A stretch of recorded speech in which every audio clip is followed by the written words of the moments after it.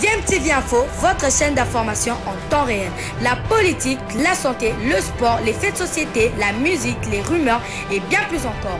Vous découvrirez cela dans notre chaîne DMTV Info.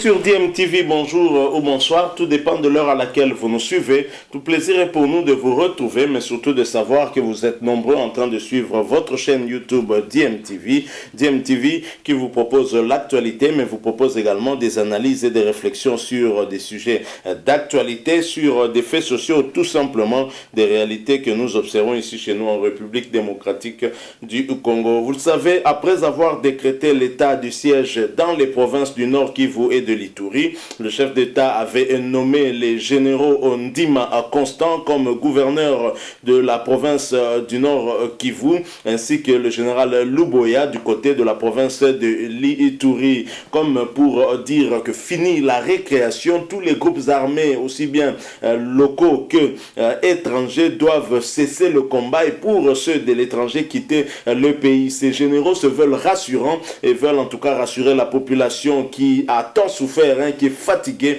de cette guerre et qui n'attend que voir la paix être retrouvée, qu'effectivement l'armée mettra tout en œuvre pour réinstaurer l'autorité de l'État et surtout ramener la paix dans ces deux provinces. J'aimerais vous proposer la réaction en tout cas de ces deux généraux qui se sont exprimés en marge de leur mission qui leur sont accordées par le chef de l'État. En tout cas, vous le savez, cet état de siège a été décrété pour une durée de 30 jours. Nous espérons que ces 30 jours seront mis à profit pour ramener effectivement la paix tant recherchée du côté de l'Ituri et du Nord Kivu. Je propose de suivre tour à tour le général Luboya ainsi que le général Ndima Constant, gouverneur de la province de l'Ituri et celui de la province du Nord Kivu. Ensuite, nous allons nous retrouver pour conclure ce sujet. Je rappelle que vous suivez votre chaîne YouTube DMTV. Si vous êtes nouveau sur cette chaîne, s'il vous plaît, abonnez-vous et n'oubliez pas d'activer la notification juste en cliquant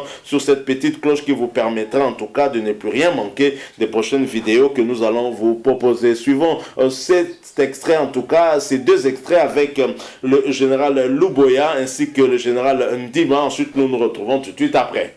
C'est pour la première fois vous occupez en fonction comme gouverneur de province à Ituri. Qu'est-ce que la population peut attendre de la population en train de gérer? D'entrée de jeu, je voudrais d'abord vous dire que je suis l'homme le plus heureux. Qu'est-ce que la population peut attendre de moi? Voyez seulement comment ils se sont mobilisés ici. Le commandant suprême a vu que la population avait besoin de la sécurité, d'être sécurisée. Et pour cela, il m'a désigné particulièrement pour être le gouverneur de la province de l'Ituri.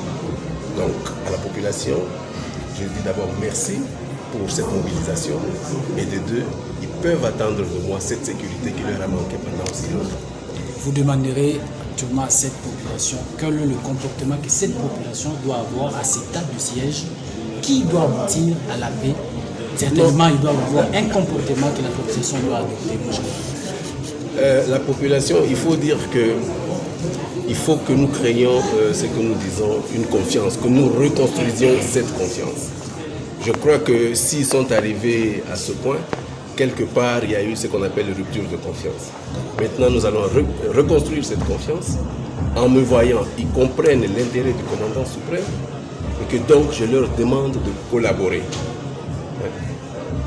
Ça fait longtemps. Moi, j'étais ici en 2012. Et en 2012, quand je suis arrivé ici, c'était pour aller au FPPI, à Guéti là-bas. C'était pour le même problème. Et voilà que je reviens ici 9 ans après. Je crois que cette population est fatiguée. Fatiguée. Et ça, il faut que les gens comprennent. Il faut que les gens comprennent que la population est fatiguée. Et nous aussi, nous avons déjà compris qu'elle est très fatiguée. Spécialement moi qui étais venu ici pour faire cette paix encore en 2012. Donc, je leur demande tout simplement la collaboration. Qu'ils ne suivent, que la population ne suive pas la voie de sirène. C'est-à-dire tous ces, je ne sais pas moi, ces gens qui vont leur promettre des trucs. Non. S'il vous plaît, j'ai eu beaucoup d'informations de Kinshasa. Il y a des gens de mauvaise augure, des oiseaux de mauvaise augure qui sont en train de dire ici, non voilà, attendez seulement, on fait un mois, on cache nos armes, après un mois il va repartir et nous allons reprendre. Jusque quand mes frères? Hein?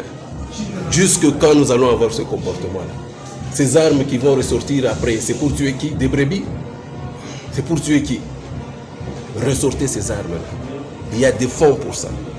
Il y a le DDRC qui va venir. Ne pensez pas que je veux partir dans un mois si vous n'avez pas arrêté. Je serai là.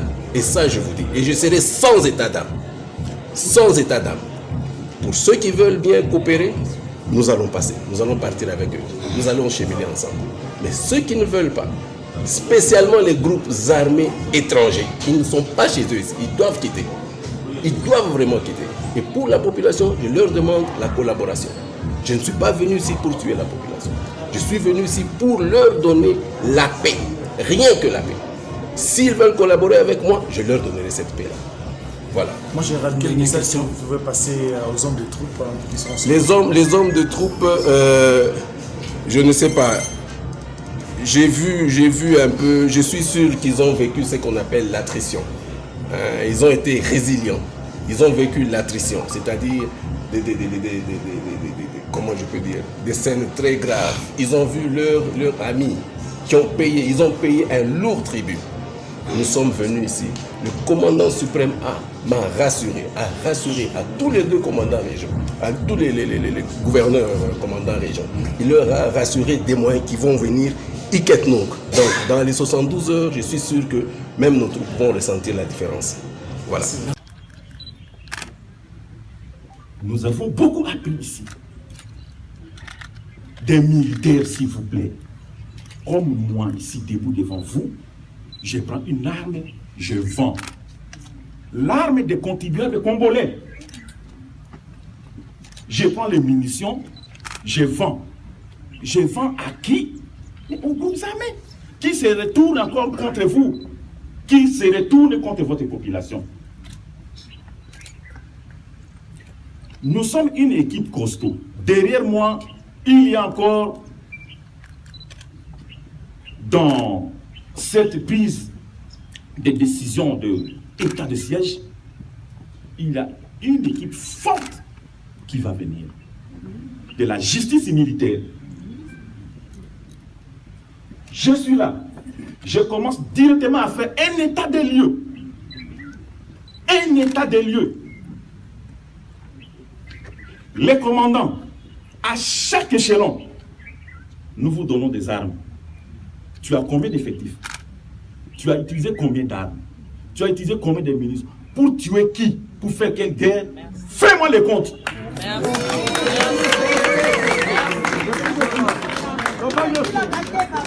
Ainsi, avec le concours de vous tous, que nous mettons un peu fin à cette histoire. À cette histoire. Mais c'est... Joe les sas. En tout cas, Joe.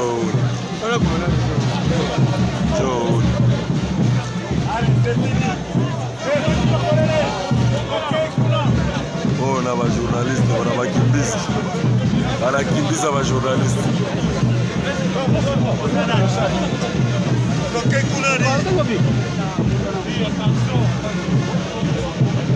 On a un salimé.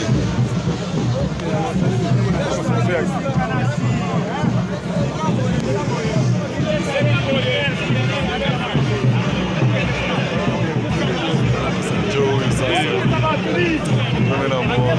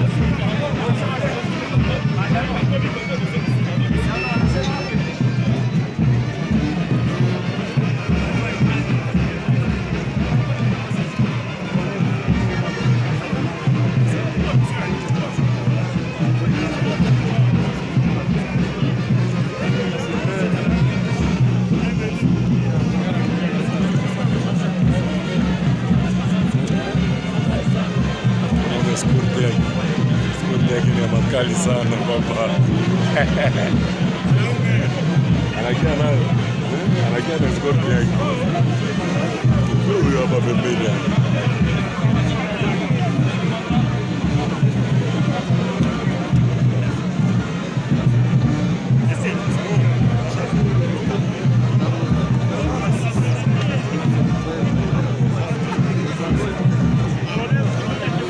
Tuachane makazi Bongo.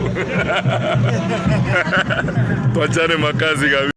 Voilà, nous sommes de retour. Hein. Vous venez de suivre là, tour à tour, le gouverneur militaire Johnny Luboya, qui, lors de son arrivée à Bunia, notamment dans la province de l'Uturi, en marge justement de cet état d'urgence et de sa nomination en tant que gouverneur militaire. Le lieutenant général Johnny Luboya, gouverneur de l'Uturi, est arrivé à Bunia. C'était